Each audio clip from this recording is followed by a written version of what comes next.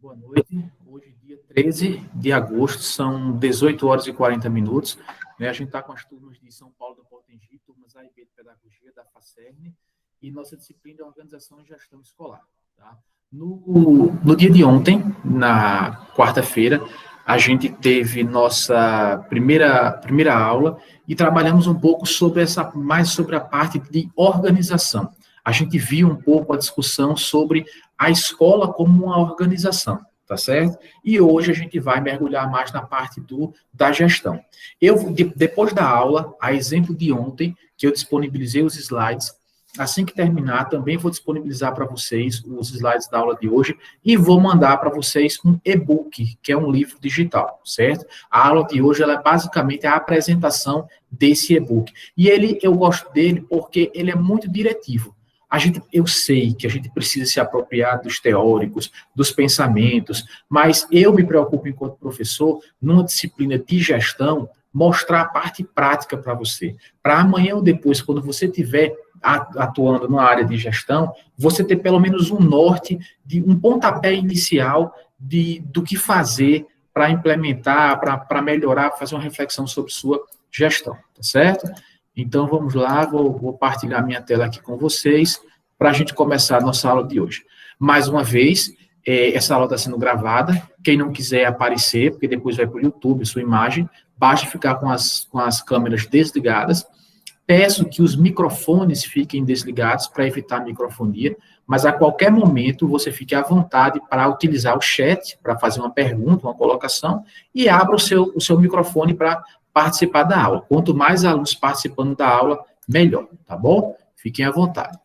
Então, vamos começar aqui. A aula de hoje tende a ser um pouco mais rápida, porque esse assunto ele flui de uma maneira mais fácil também. Então, está aí a nossa primeira tela, nossa disciplina de Organização e Gestão Escolar. Sou o professor Davi Martins, curso de Pedagogia de São Paulo e Potengi, as turmas A e B. Espera aí que tá, só um instantinho, está chegando alguém aqui, rapidinho. Hoje, a aula do dia 13 de agosto de 2020. Então, gente, falar em gestão, né? A gente conversou ontem um pouco sobre a gestão, sobre vamos dizer assim, as faces, né, da gestão, a parte pedagógica, uma parte mais administrativa, uma parte mais financeira, que é a questão do caixa escolar. Então, essa palavra gestão, durante muito tempo, ela esteve associada a empresas. Então, falar de gestão era sinônimo de falar de uma empresa, certo? Poucas pessoas associavam gestão a uma questão escolar. Então, a gente se pergunta, mas por que não encarar dessa forma? Por que não pensar dessa forma? Gestão numa escola, como uma empresa. E aí foi um pouco da discussão de ontem, para mostrar como a escola é uma instituição que tem várias frentes de atuação, né? Tem a financeira, tem a administrativa, tem a pedagógica, e você precisa contornar, você precisa ajudar tudo aquilo na condição de um bom gestor. Então, aí eu coloquei esse lembrete, né, que a gente precisa entender a importância de uma boa gestão. Tá? Nesse sentido, desse entendimento, só um instantinho, chegando mais alguém. Desse entendimento, fundamental a gente fazer um plano de gestão, certo? Então, eu costumo dizer que se o nosso curso é pedagogia, se o nosso nome é pedagogia, o nosso sobrenome tem que ser planejamento. E aí, não só planejar aulas, né? Planejar uma coisa na condição de gestão, você não fala, não, vamos tocando aqui de qualquer forma. Não. A gente viu ontem, por exemplo, a importância de você fazer uma gestão dos seus resultados, né? Então, quando você assumir amanhã ou depois, qualquer que seja a esfera de gestão, numa instituição de ensino ou em outra instituição, a primeira orientação que eu passo para você é tomar pé da situação. Como é que faz logo um retrato da tua escola, da tua instituição? Como é que essa instituição está hoje? Gente, essa questão de saber, de tomar pé da sua instituição, passa por uma questão de ouvir a sua comunidade, de ouvir os seus alunos.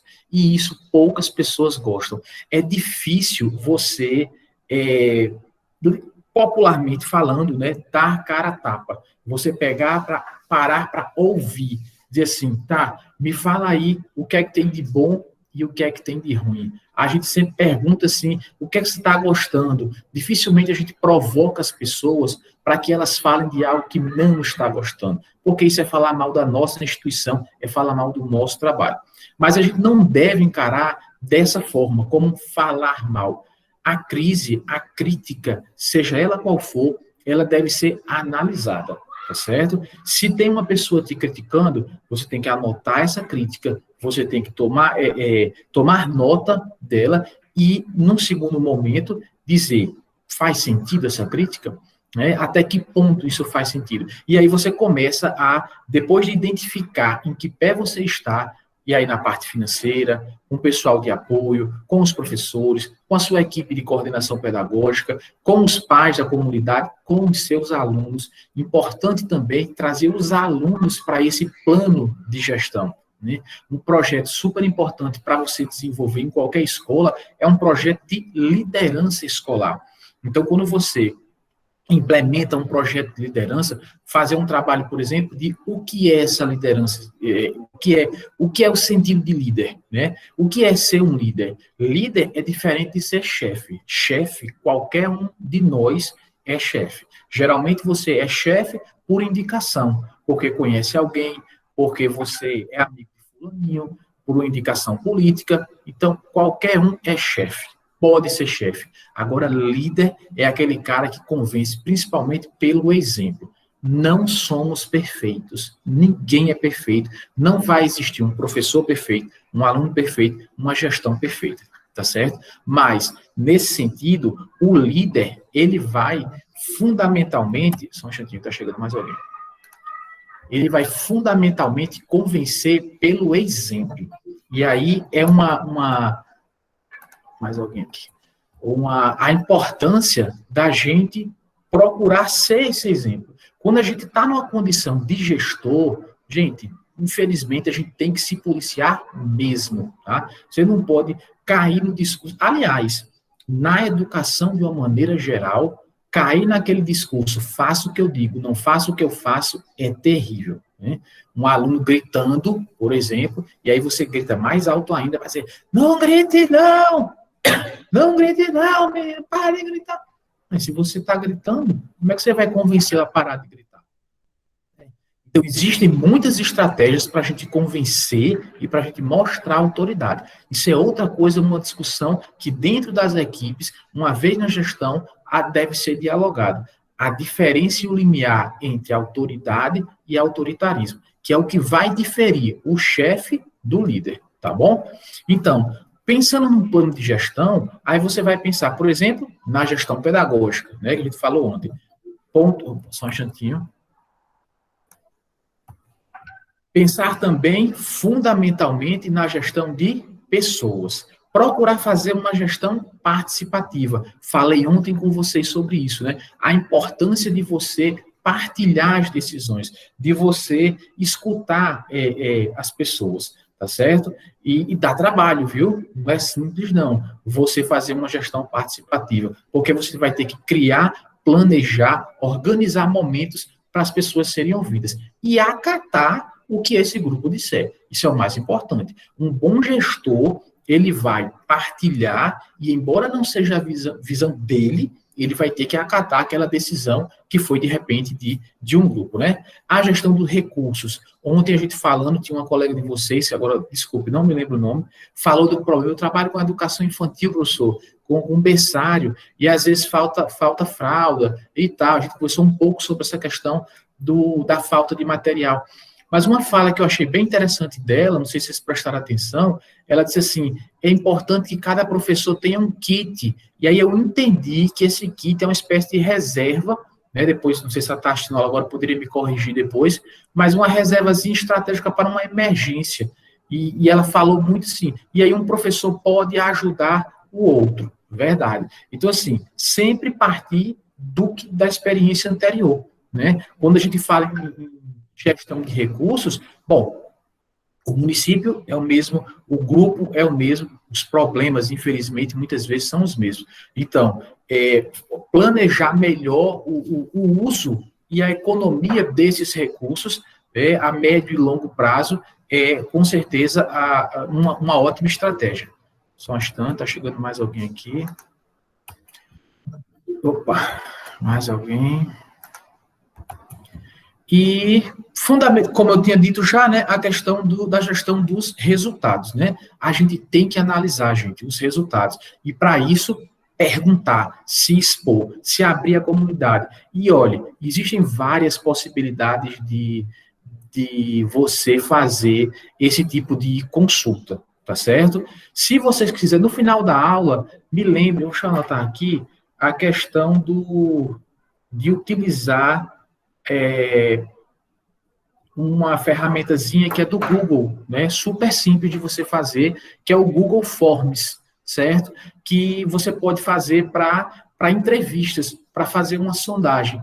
E aí, assim, não sei se vocês já utilizaram, mas se for de interesse da turma, no final da aula a gente combina e em uma das aulas eu faço uma oficina para ensinar você rapidinho a utilizar isso aí, e a gente faz uma experiência para ver como você recebe esses resultados. E é de uma forma super simples, tá? E você vai responder pelo seu próprio WhatsApp. Uma vez a gente criando, né, você manda o link para o aluno, ou para o pai, para a família, para quem quer que seja, e ele clica lá e vai respondendo rapidinho. E você recebe as informações de uma forma fantástica, tá bom? É uma sugestão nessa questão de gestão de resultados.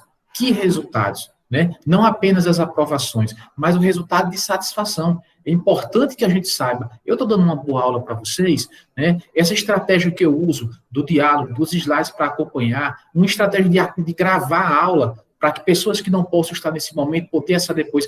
Isso satisfaz? Isso agrada? Isso atinge vocês como uma forma? Vocês se sentem atendidos enquanto alunos? Ah, não, isso aqui não está dando certo. Então, é importante ter esse feedback dos seus alunos e da equipe que você trabalha.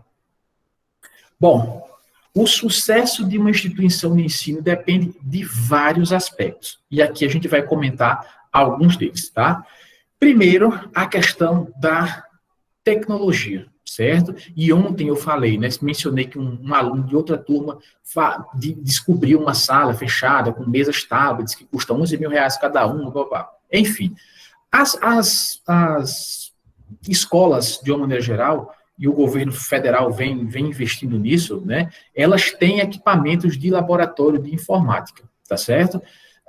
E aí vem aquele negócio, né? O dono do laboratório, geralmente o laboratório fechado, com pouco acesso, vários computadores quebrados que não consertam, então já não se usa, porque eram 30 computadores, ou eram 20, e hoje somente 5, 6 funcionam. Tudo bem.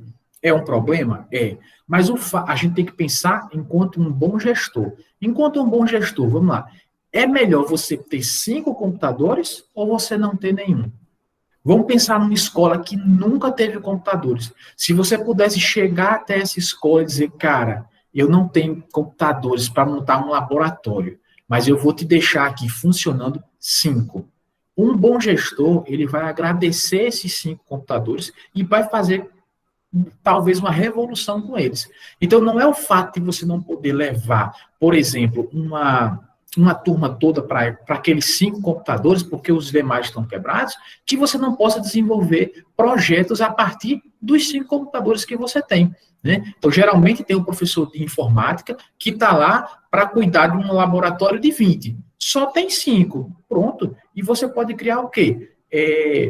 Cursos, por exemplo, né, de orientação, de novas tecnologias com esse professor que já é do laboratório, que já é de informática, no contraturno, cursos curtos, mecanismo de aula de reforço, através de consulta nos computadores, e você vai ali fazendo a rotatividade e o aproveitamento do laboratório, chegando mais alguém, daqueles equipamentos que você tem no seu laboratório.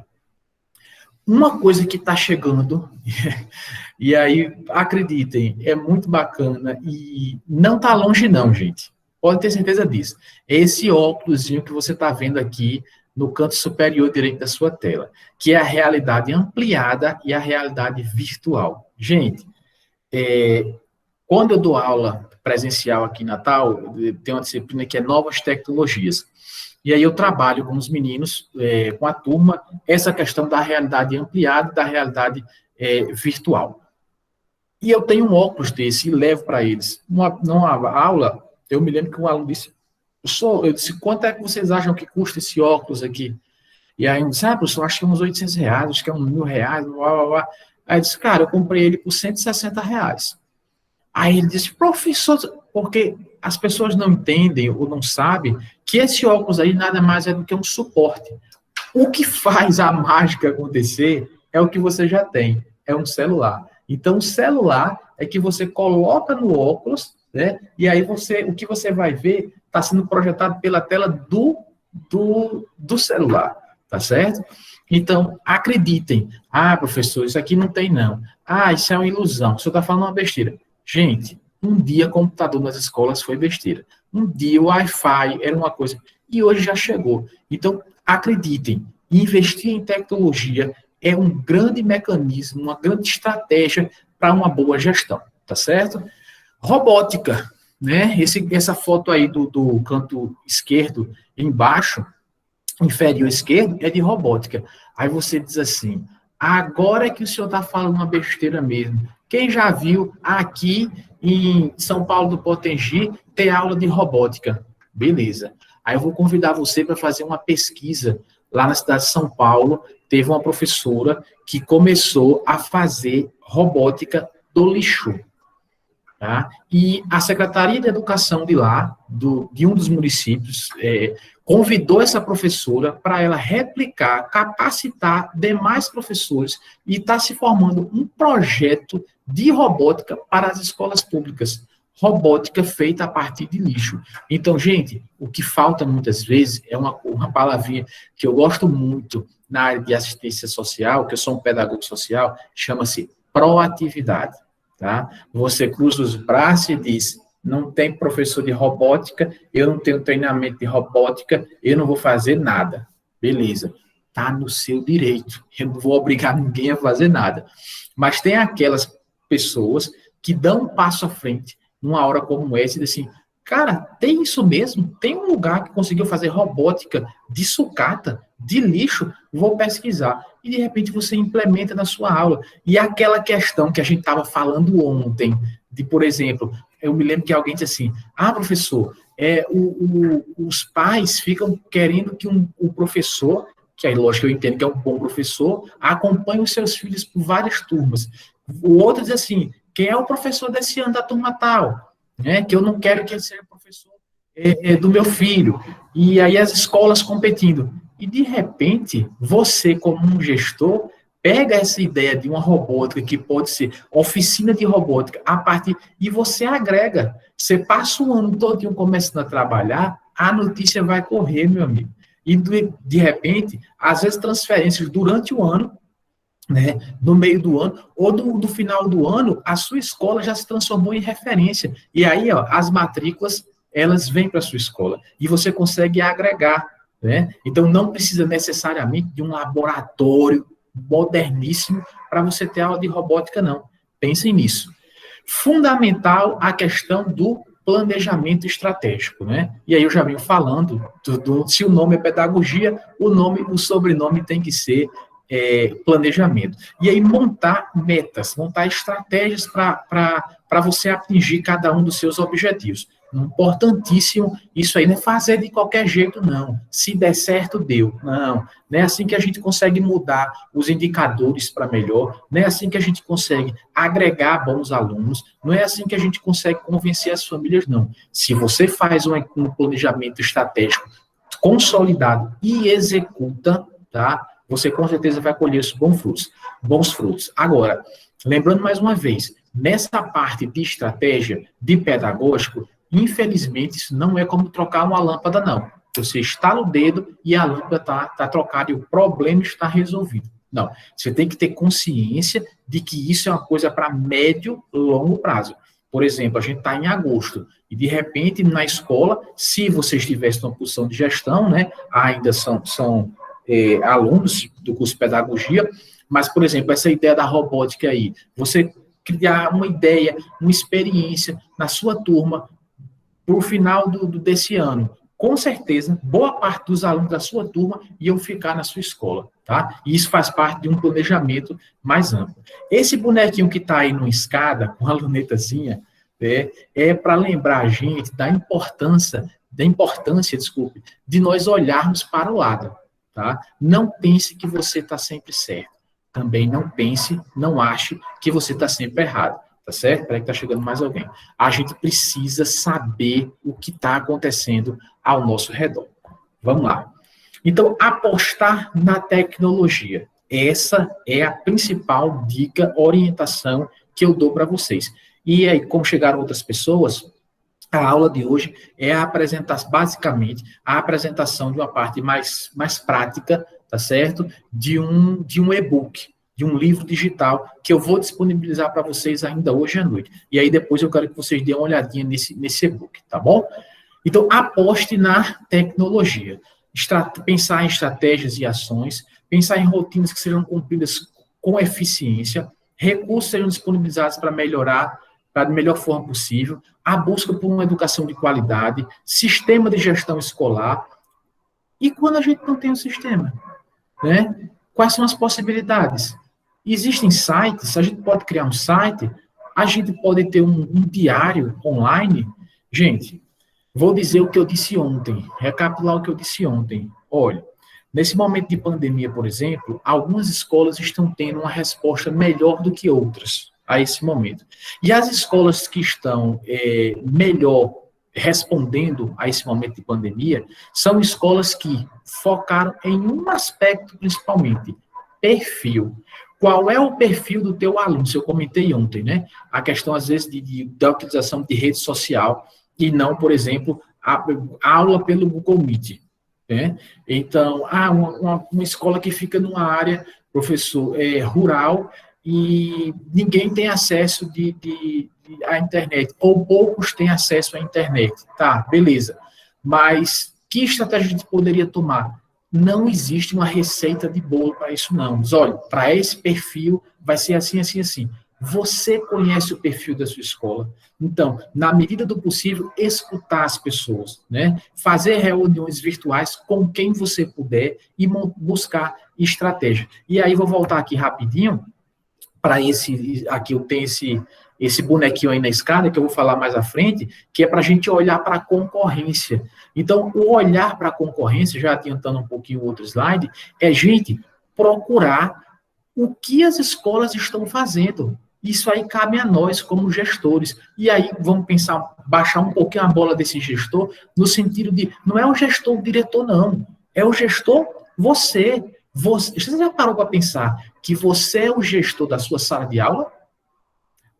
Dentro da sua sala de aula, para os seus alunos, o gestor, o grande maestro do processo de ensino-aprendizagem é você. Então, pense nisso, né? Então, por exemplo, sites. Você sabe que você pode construir um site totalmente gratuito?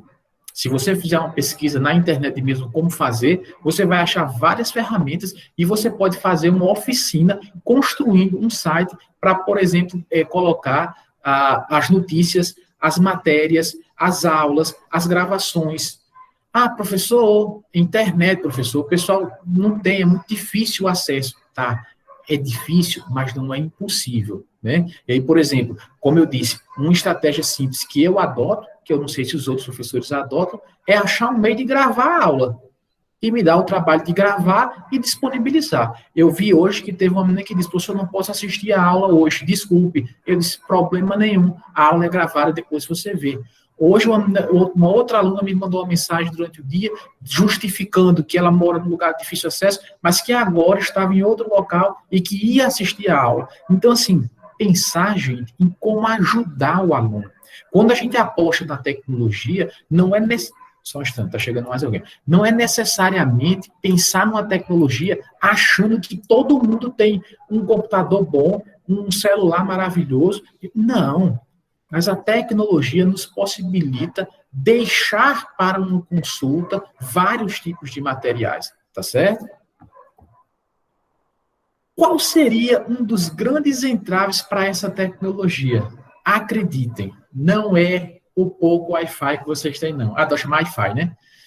Não é um pouco Wi-Fi que vocês têm, não. Não é a questão dos dados, não é a questão do celular. Essa foto aí, né, da direita, você tem metade de um notebook e um smartphone, do outro lado uma câmera fotográfica analógica e uma máquina de datilografia. Né? Então, qual é o entrave para a gente migrar desse mundo analógico para esse mundo digital? Gente, acredite, o maior desafio para isso chama-se zona de conforto, tá bom? Aquela questão da proatividade. Ah, porque no laboratório de informática não tem não tem 30 computadores, só tem 5, então fecha, não dá para fazer nada. Como assim não dá para fazer nada? Dá para fazer alguma coisa. E o problema, gente, é que nós no Brasil, tá? A gente vive, e eu comentei isso também, uma forte a gente tem muito forte a cultura presencial, certo? Então, existe até um descrédito, né, sobre essa questão dessas aulas online, que não está funcionando, que ninguém aprende, que não interage, e não é verdade. Se o professor montar uma estratégia, por exemplo, de aula síncrona, como eu faço com vocês não estão participando até o momento, ou porque não tem dúvida, porque está muito claro, ou porque você realmente não quer fazer. Mas você pode interagir aqui comigo e dizer, professor, mas esse aspecto, qual seria? Uma ideia, e um exemplo, e a gente poderia dialogar aqui, e podemos dialogar. Provavelmente, não sei se isso já aconteceu com vocês, comigo já, de aulas presenciais, onde eu passo um texto para ler, dou um prazo de uma semana, chego na sala, não sei se já aconteceu isso com algum professor de vocês, né? E aí o professor chega lá e diz, boa noite, bom dia, boa tarde, e assim, bom, então hoje tem uma discussão do texto aí de Vygotsky. Então, foi o que vocês acharam do texto?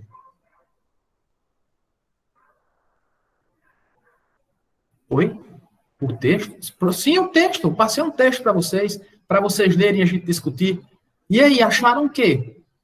E a turma está naquele silêncio. Ou seja, vou dizer de novo, o fato de ser presencial não significa dizer que todo mundo vai ler o texto. Ontem, na outra turma, teve um aluno meu que mandou um chat. Ah, professor, eu só leio o texto quando eu chego na faculdade. Então, assim, essa questão dessa cultura presencial e digital, o problema é que muita gente desconfia e joga pedra.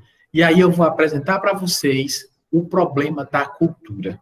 Primeiro, cultura a gente respeita, né? Cada um vai de sua cultura familiar, de sua subjetividade, tudo isso aí. A gente não está aqui para julgar, para dizer que uma cultura. Não existe cultura melhor que outra, superior. Isso é cultura. Cultura é uma coisa muito, muito ampla. Mas o problema, gente, é dessa cultura presencial, dessa cultura digital,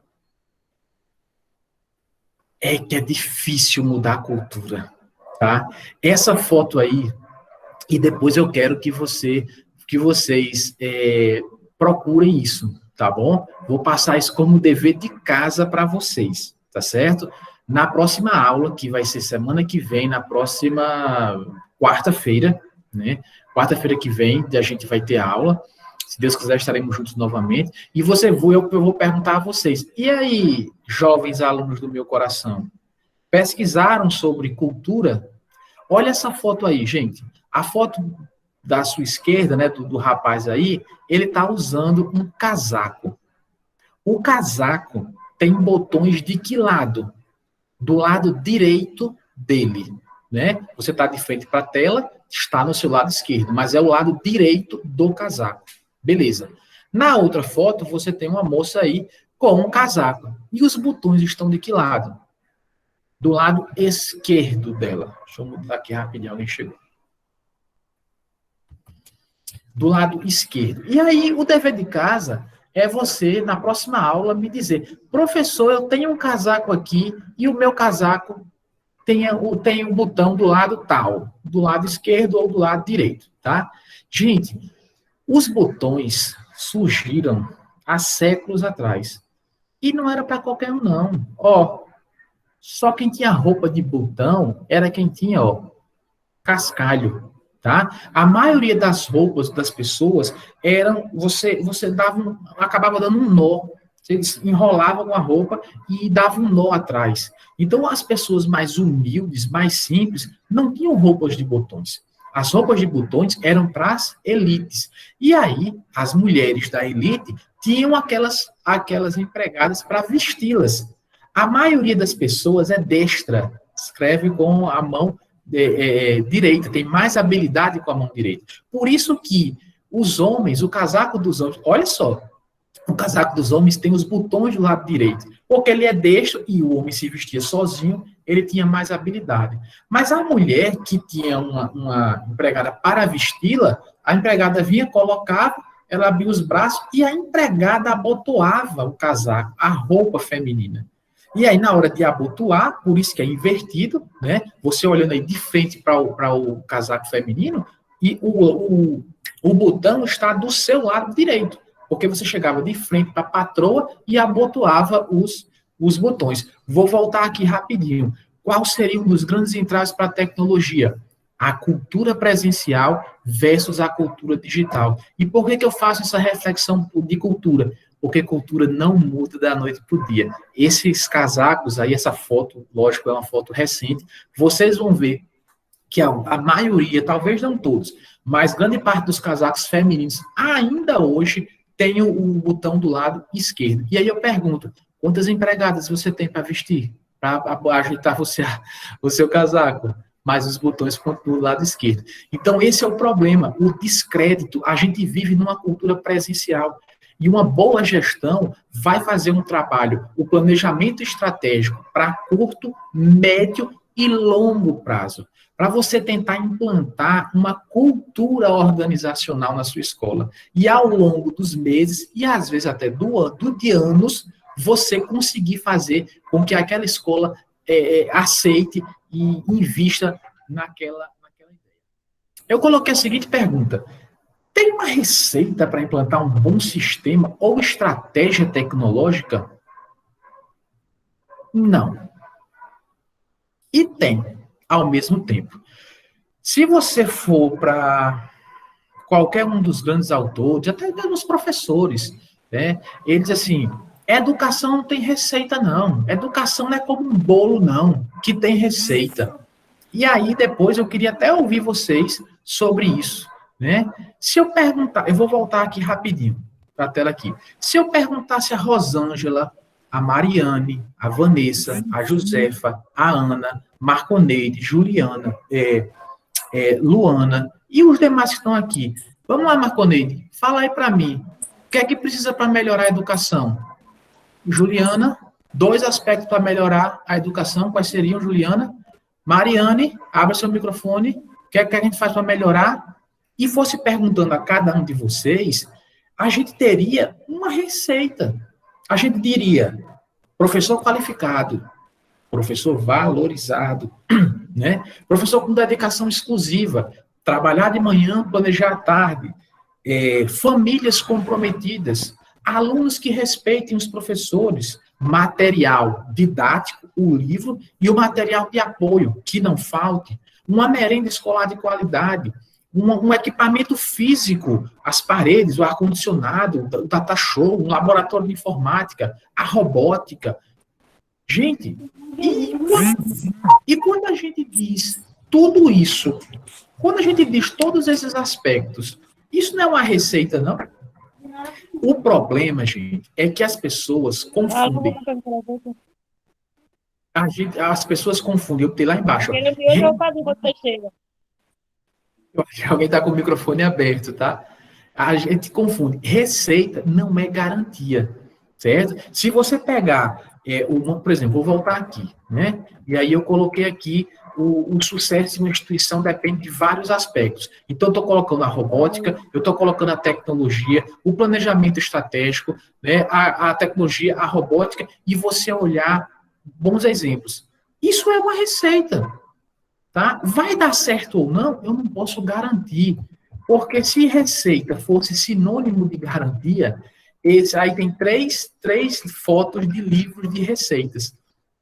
Se eu der esse livro aí de receitas, esse do meio aí, que tem um livro de receita de bolos, que tem um bolo aí com cobertura, acho que de doce de leite, de chocolate, parece que tem um morango ali. Eu dou a receita do bolo. Lá tem bem direitinho, ó, 200 gramas de farinha, não sei o que, 2 xícaras disso, 2 ovos, bate de quanto. O bolo que você faz vai ficar igual a esse aí, se eu lhe der a receita? Porque se eu fizer, não fica não, viu? Garanto a você que não fica. Essa receita aí de cozinha vegana, se eu tiver essa receita, vai ficar um prato tão elaborado assim, tão bonito desse jeito? Eu vou conseguir? Não vou. Eu posso chegar a isso? Posso. Me aprimorando, tentando, mudando e refazendo, e vendo onde eu errei. Então, assim, livros de gestão, ideias de gestão, receitas de uma boa gestão, você tem em todo canto. Aí você pode pegar e implantar nessa escola. Só que, às vezes, essa mesma receita funciona numa escola e não funciona na outra. Por quê? Porque cada escola tem um perfil de alunos, de comunidade e de professores. Então, não é que o fato de você ter um planejamento não significa necessariamente que você vai ter sucesso, certo? Vão ter as receitas e a gente vai adequando, vendo onde foi que errou para melhorar. E aí a importância da análise dos resultados, tá bom?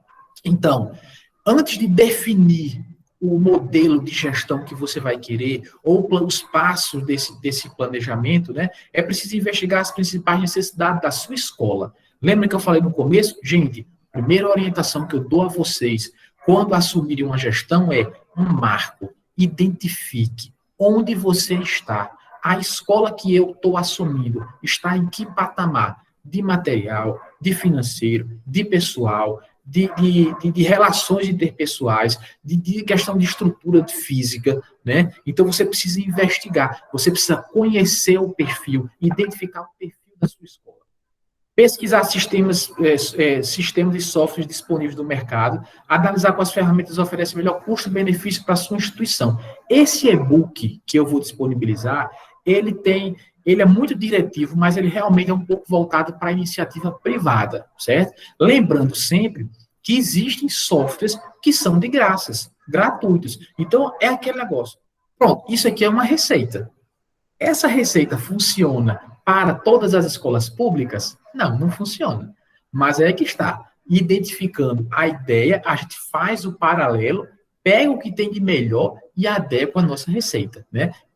A nossa estratégia, como a gente vai planejar. Existem, sim, sistemas e programas gratuitos que vão ajudar vocês a organizar e a melhorar a gestão das escolas. Agora, de braços cruzados, olhando para o computador e dizendo, eu não gosto disso, ou, não, isso aí fica por menino para quem está chegando. Eu tenho um abuso disso aí, eu não sei nem mexer, não sei nem para onde vai, não sei nem pegar no mouse.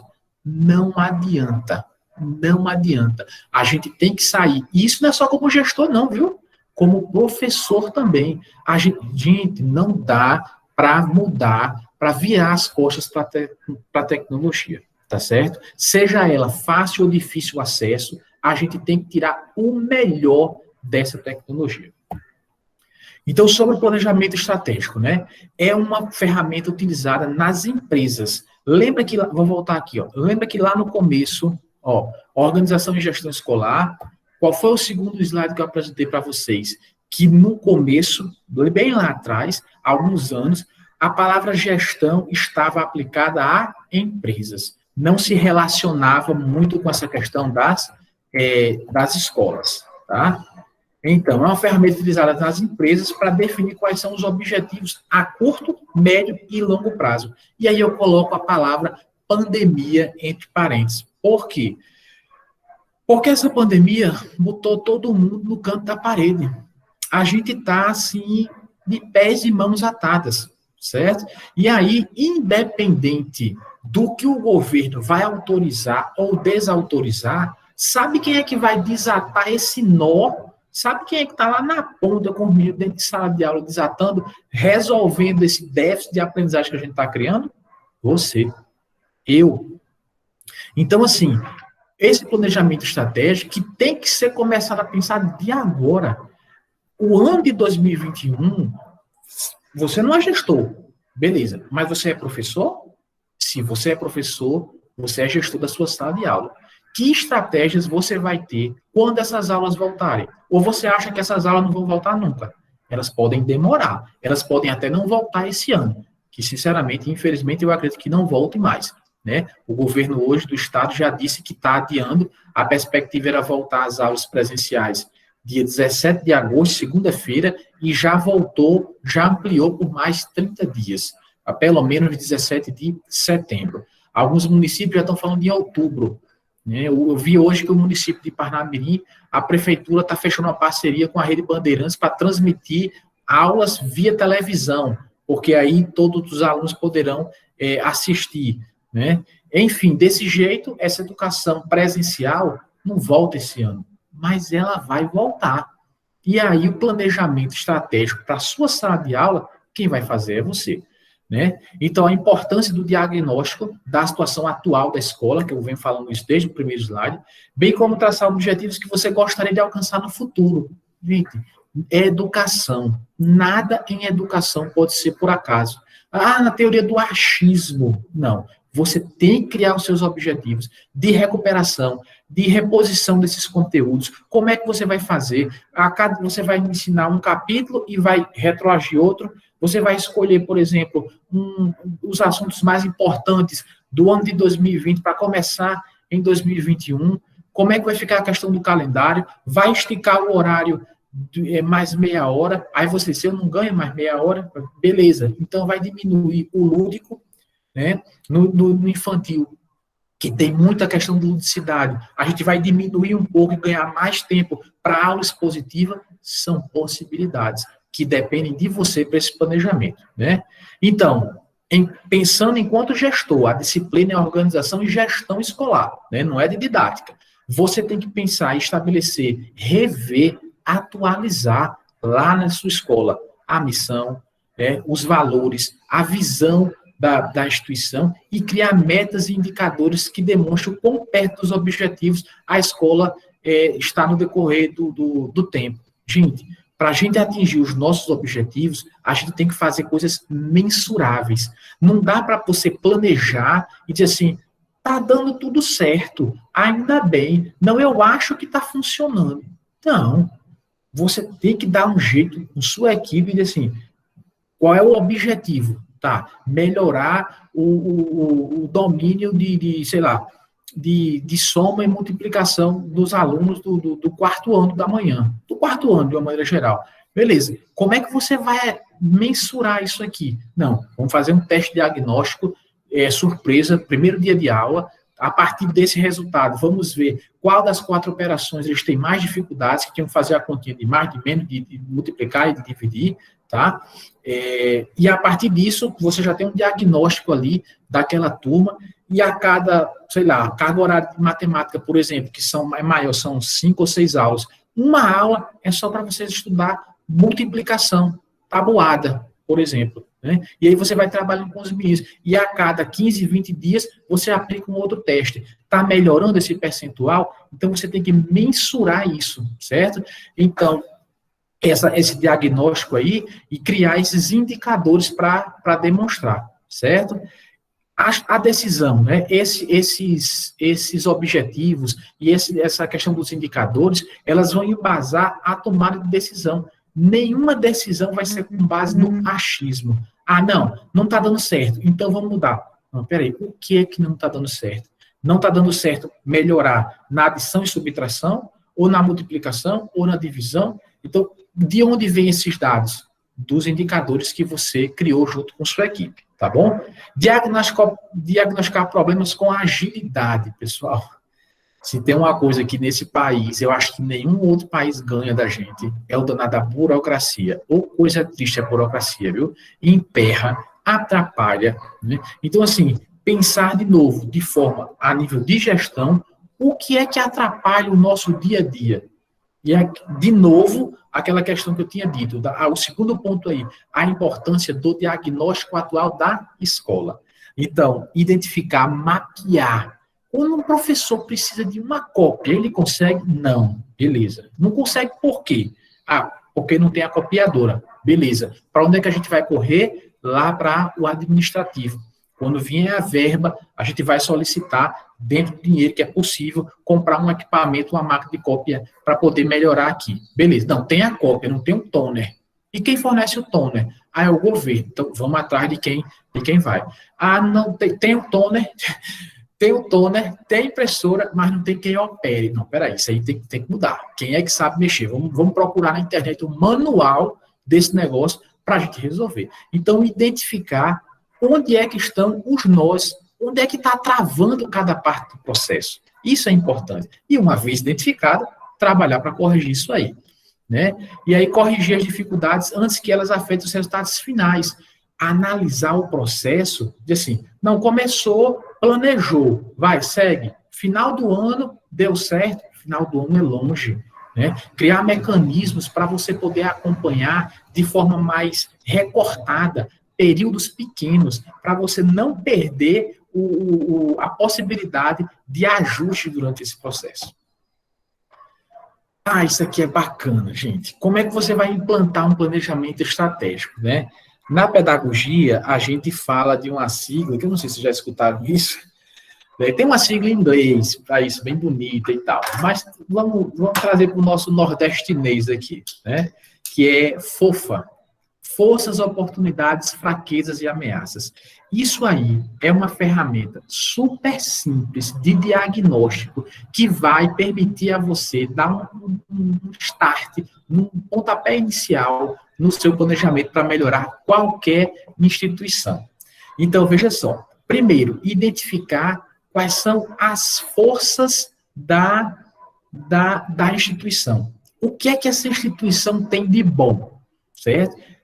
Primeiro aspecto, a força ou as forças, os aspectos positivos são internos. E uma vez identificando, você vai potencializar isso. Quais são as oportunidades? Veja que a oportunidade não está dentro da instituição. A oportunidade é algo que está externo. Vamos voltar lá para a robótica a partir da sucata, né? Aí você analisa e diz, ninguém aqui faz robótica, nem de forma inicial, nem de forma incipiente. Aqui ninguém faz nada. Aí você, isso é uma oportunidade. Se ninguém faz, vamos implementar o Zum correr no meio do mundo, que a escola está com um projeto de robótica.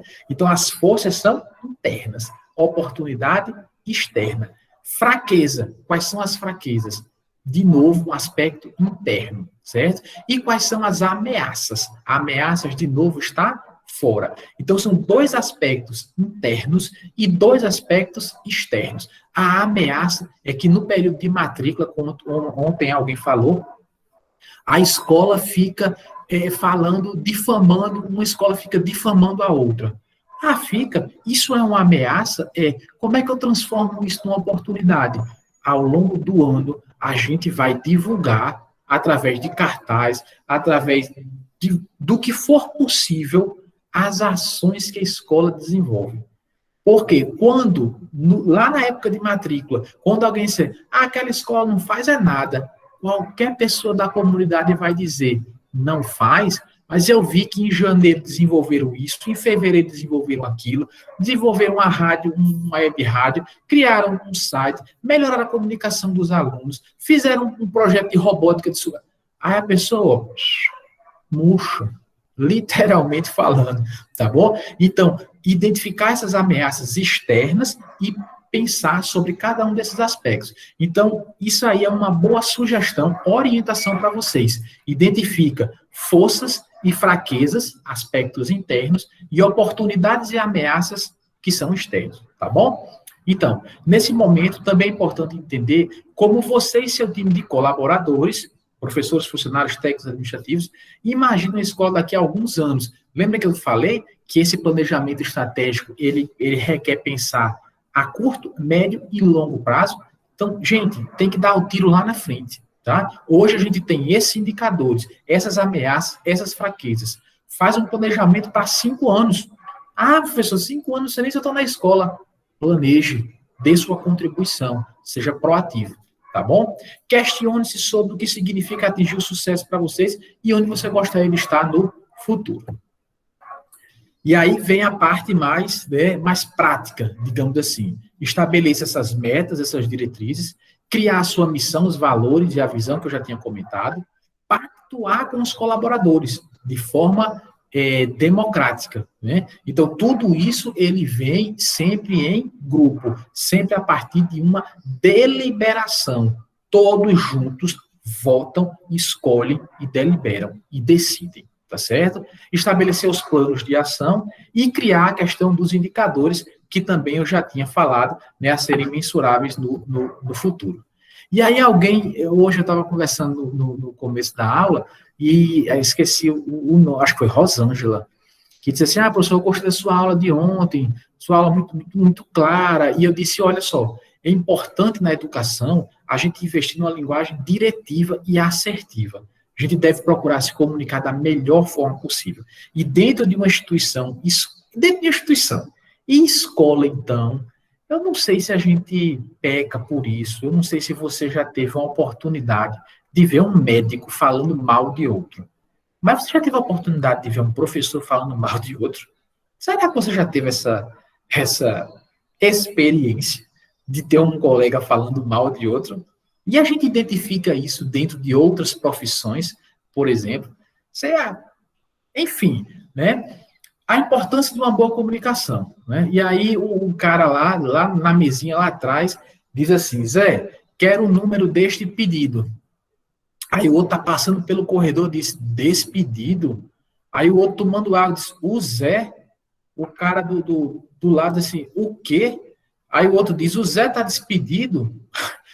Aquele negócio de telefone sem fio, que a gente já faz, né? Conta aqui um negócio no ouvido de um aluno, e quando roda, tem um negócio totalmente diferente do outro. Aí o outro já diz, o Zé e o Tadeu estão despedidos, a outra já está pensando, eu também. Aí um desesperado já passa dizendo, todos nós vamos ser despedidos. Então, a gente tem que investir em estratégia de divulgação e planejamento estratégico e pedir feedback, retorno. É aquilo que eu tinha falado lá para vocês, de popularmente dar a cara a tapa, né? A gente expõe, a gente fala o que a gente está fazendo, do nosso planejamento, do que a gente está executando e pergunta, e aí, você gostou? Foi que deu errado aqui, né? Então, essa comunicação clara é super importante para que não fiquem dúvidas, para que todos entendam. Ninguém pode sair de uma reunião sem entender.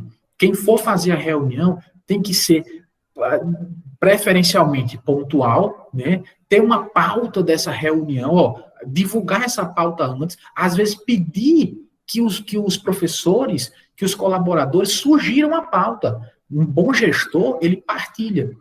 Ele diz, a reunião vai ser tal hora e eu tenho 5 pontos. E eu vou dar uma semana, ou um dia ou 2, para que vocês deixem sugestões em tal lugar sobre outros pontos que são necessários.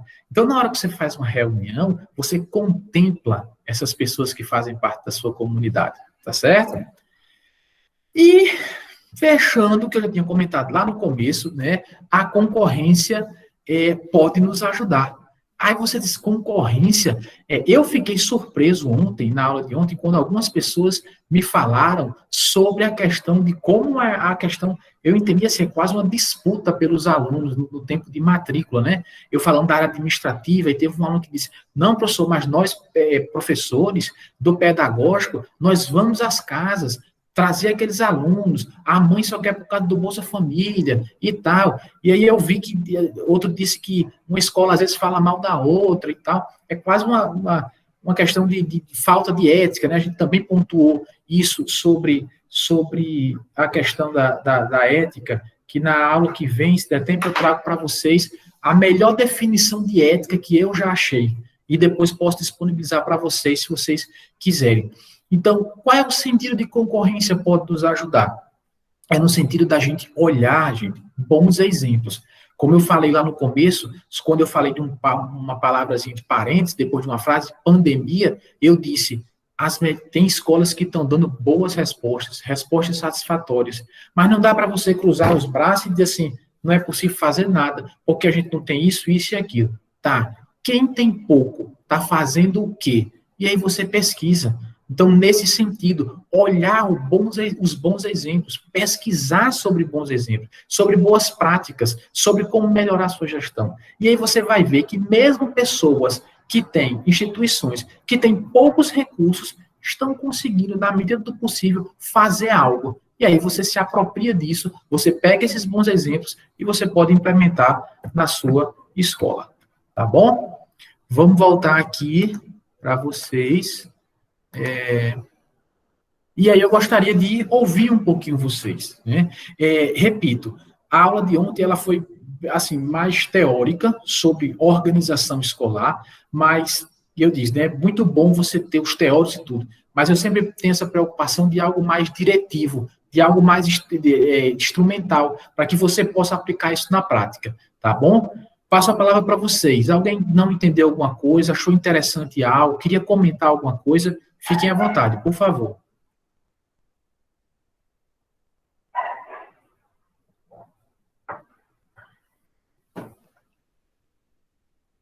Quem gostaria de comentar, de participar, de dar uma sugestão, dizer alguma das passagens que eu comentei, se já vivenciou algo parecido, se teria uma outra sugestão, um bom exemplo de uma gestão.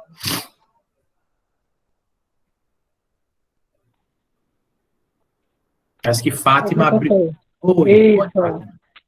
O que eu achei interessante foi a questão da cultura dos botões. De quê? Repita. Dos botões. Sim, da cultura, né? Isso, porque assim, eu sou costureira e eu já tinha visto isso, né? Que os botões da camisa do homem não é o mesmo lado da camisa da blusa da mulher. Só que eu Isso. não sabia, assim, o porquê. Tá. Pois é, e aí assim, Fátima, como você tem, né, lógico, como todos aqui no momento têm algum aparelho, seja celular, notebook, computador, tablet, ligado à internet, nesse momento, depois eu lhe dou a dica, faça uma pesquisa rapidinho, bota lá, a origem dos botões, e aí você vai Não, eu ver, vou fazer geralmente, mesmo, porque eu fiquei curiosa. perfeito, mas assim, lembrando sempre que, por que eu fiz a utilização lá dos botões, né? Para eu trabalhar, para eu poder transformar de uma forma mais plausível para vocês essa questão de como é difícil mudar a cultura, né? Então, eu trago isso para a nossa aula para mostrar que, gente, é uma batalha longa, não é assim não. Repito, não é como trocar uma lâmpada, não.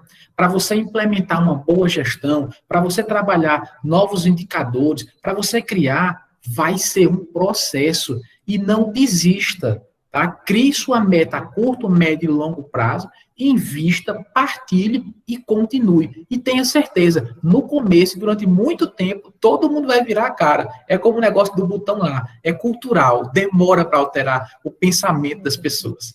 Mas obrigado por sua participação, Fátima.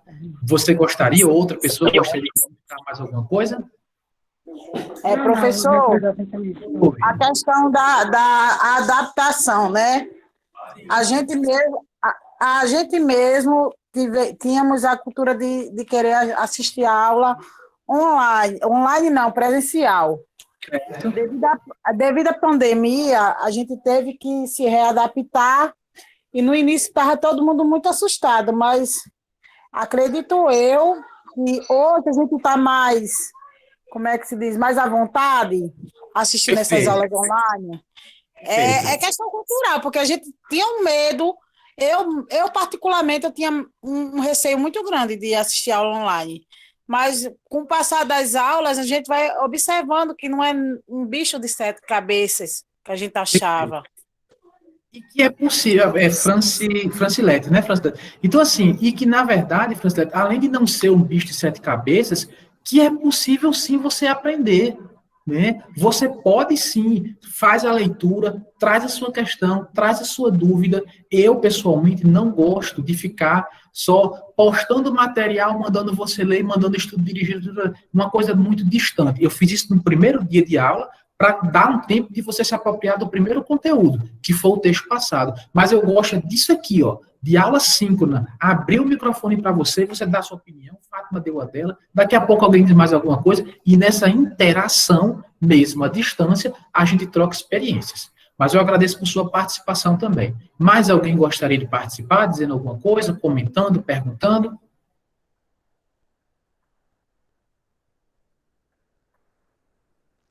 Sim, professor Rosângela, pegando o que Francilete, né, comentou, eu acho que no início eu achei muito difícil a questão da tecnologia, né, a aula online. Aí, então, vou aprendendo cada vez mais, né? Perfeito. Está facilitando muito. Estou gostando até. Bom, que bom. Diga, Marconês, diga, Marconeide, fique à vontade. em relação à receita, né? A receita do bolo, que por mais que a receita a gente pegue a mesma e tente fazer o mesmo bolo, não vai ficar, talvez, com a mesma consistência, o mesmo sabor, vai ficar um pouco diferente. Mas é um bolo, né? Não vai deixar de ser um bolo. Então, quando eu acredito em gestão e como nossa profissão em sala de aula, cada um, por mais que estude, que planeje, às vezes não sai como planejamos, por isso que tem que ter um plano A, o plano B, né, para que se o plano A não der certo, vai um plano B. Então, isso vai sempre existir, as dificuldades, nas escolas também, porque por mais que uma escola aqui em São Paulo Potengi, como é a cidade que moramos, tem escolas que sabemos que são muito boas, mas deixa sempre a desejar em alguma área, né? Algum aspecto, Em algum aspecto deixa a desejar. Isso. Mas que nós temos escolas aqui públicas, que são escolas até bem, eu digo assim, que tem um trabalho melhor do que até escolas particulares, onde iniciou um trabalho muito bom e foi fracassando, e a escola pública chegou a alcançar um estágio bem melhor, devido à qualidade de ensino. Os professores que davam aula nas escolas públicas eram os mesmos que davam aula nas escolas particulares. E por quê? Qual é a diferença, né? Se é o mesmo professor. Então, dependendo da gestão, do gestor realmente, funciona muito bem. E sempre vamos ter dificuldade. Sempre temos muito que melhorar. E quando se trata da tecnologia, essa experiência que estamos tendo agora, eu acredito que ela não vai parar por aqui. Foi um empurrão, foi um impulso mais para que a gente venha despertar. Realmente ficamos assustados no início e a gente vai se adaptando. E quando voltar à sala de aula, eu acredito que a gente vai ter que se readaptar a uma sala de aula, né? Porque já vamos achar também já estranho. Mas em tudo que vamos fazer em relação quando também assim, a concorrência, isso também vai sempre existir. A concorrência, em certo ponto também ela é bom, porque a gente desperta, né? Onde é que eu estou errando, onde é que devemos melhorar, mas é isso aí. Isso, perfeito. É aquela questão aquela questão que eu tinha dito, né, da siglazinha que forma fofa, né? Quando você analisa suas forças, as oportunidades, as ameaças, né, e o que está externo e o que está interno. Então, analisar a concorrência é importante, sim, o rendimento dos outros. E a questão como você disse, né, da receita, é assim, essa escola pública que conseguiu despontar e ser até melhor do que uma particular, ela teve um modelo, não vamos chamar de receita, não, vamos chamar um modelo de gestão, né? Só que esse modelo, ele tem um conjunto de características que pode ser, por exemplo, replicado em outra escola. Agora, vai funcionar 100% naquela outra escola? Não necessariamente, porque como o bolo, ele vai sempre variar. E a gente precisa sempre fazer esses ajustes. Mas obrigado por sua participação, Marconês. Eu acho que Rosângela queria falar também. Eu falei a questão da adaptação da aula online, né? Como Marconês comentou, Francilete, no início foi bastante... Eu achei difícil, né? A questão da tecnologia, mas já estou me adaptando, graças a Deus. E existe também uma questão de não perder aquela responsabilidade, só perder a aula mesmo online, se não puder realmente assistir. Como se fosse presencial. Como se fosse presencial. Por isso que... Professor Francileto falando. O que eu não entendo um pouco, que eu não estou entendendo na situação atual do nosso Estado, vamos falar do nosso Estado. Algumas escolas públicas aqui na nossa cidade está tendo umas aulas remotas online devido ao Meet, o Classroom. O Google Classroom. Isso. E estão continuando esse ano dando aula estou falando assim da escola aqui da cidade do ensino médio. E o que eu não entendo é o seguinte, por que o IFRN está parado?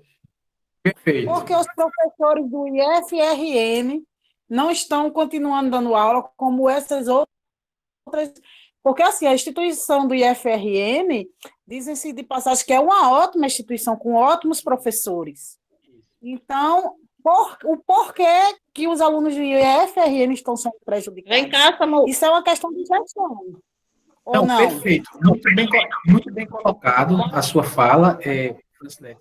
E aí é realmente aí vamos lá, vamos passar de novo, voltando principalmente para a questão de gestão e de proatividade. Eu disse desde o começo, algumas instituições estão dando resposta mais rápidas e muito melhores do que outras. Nesse sentido, é uma decepção. A sociedade está hoje decepcionada com essas instituições grandes. Aqui, por exemplo, em Natal, a própria Universidade Federal retomou o semestre que estava parado agora em agosto. Eu não sei nem se já voltou. E aí você vê escolas pequenas, de municípios pequenos, com poucos recursos, né, que estão dando continuidade.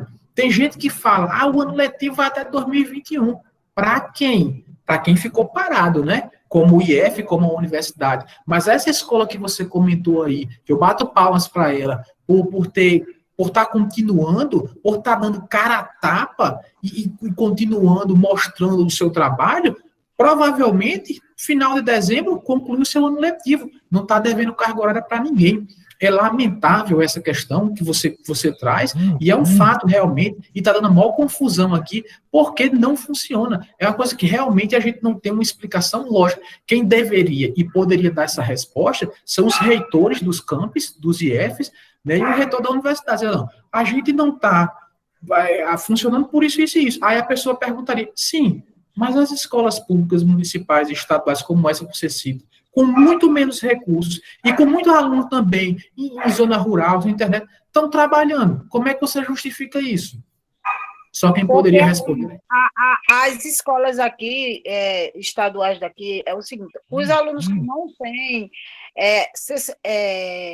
acesso à internet, eles estão fazendo as atividades, os professores estão imprimindo e mandando os pais ir lá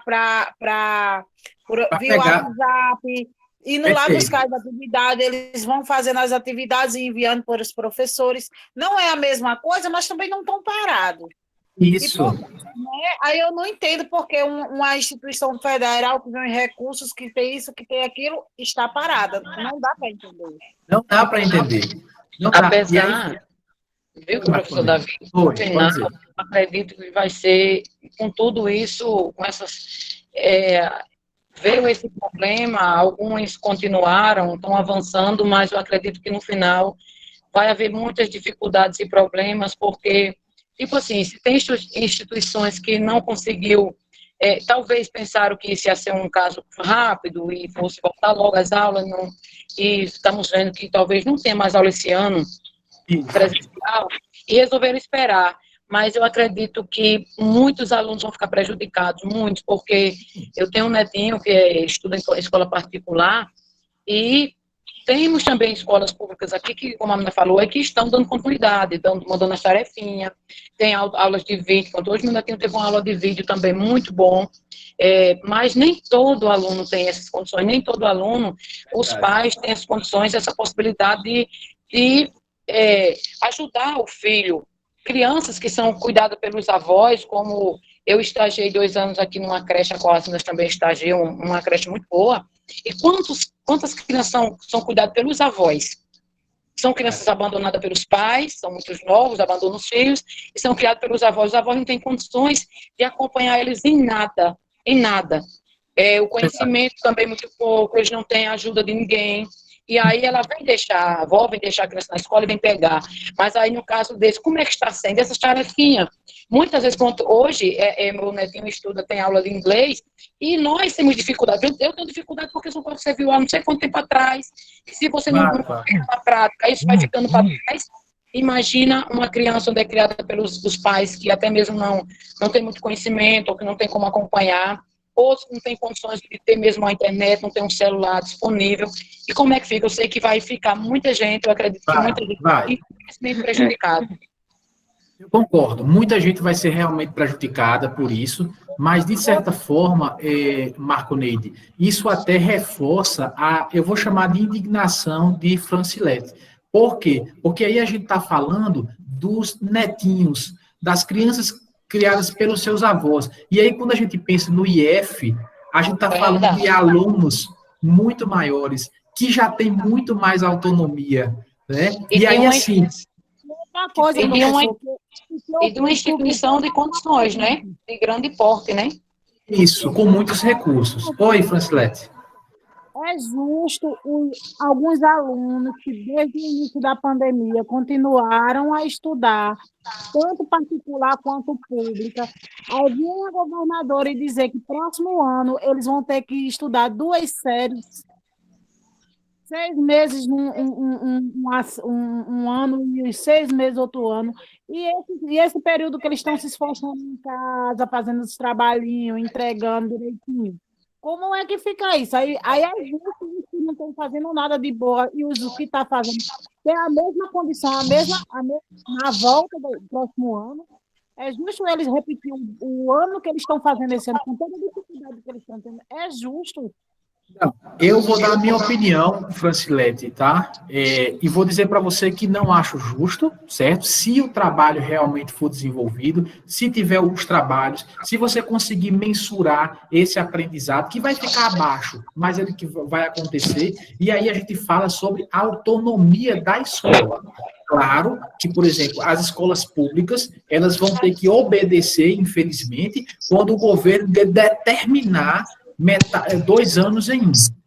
Se não fosse isso, se essa autonomia da escola realmente fosse respeitada, a escola poderia dizer, não, aqui, com as turmas de Fundamental 2,5, por exemplo, a gente tem autonomia, a gente trabalhou, a gente tem como comprovar o que foi feito, e o nosso calendário começa em fevereiro, por exemplo, sem problema nenhum, e não vamos repetir, assim, vamos fazer um reforço, porque é necessário, mas o aluno não vai repetir. Isso é de autonomia da escola. Mas para as públicas, essa autonomia realmente fica muito comprometida, porque os decretos municipais e estaduais, eles vêm de cima para baixo e as escolas têm que acatar, infelizmente. Mesmo os alunos, os professores tendo os trabalhos dos alunos, tendo as matérias mostradas, provadas, comprovadas. Bom, eu repito o que eu estava dizendo. Para as instituições públicas, talvez seja mais difícil, porque se eu não posso prever o futuro, se houver um decreto obrigando essa repetição, vai ter que ser. Mas quando a escola tem autonomia legal para justificar tudo isso, para fazer um relatório comprovando todo o trabalho e não, digamos assim, lutar para que não seja obrigado a repetir.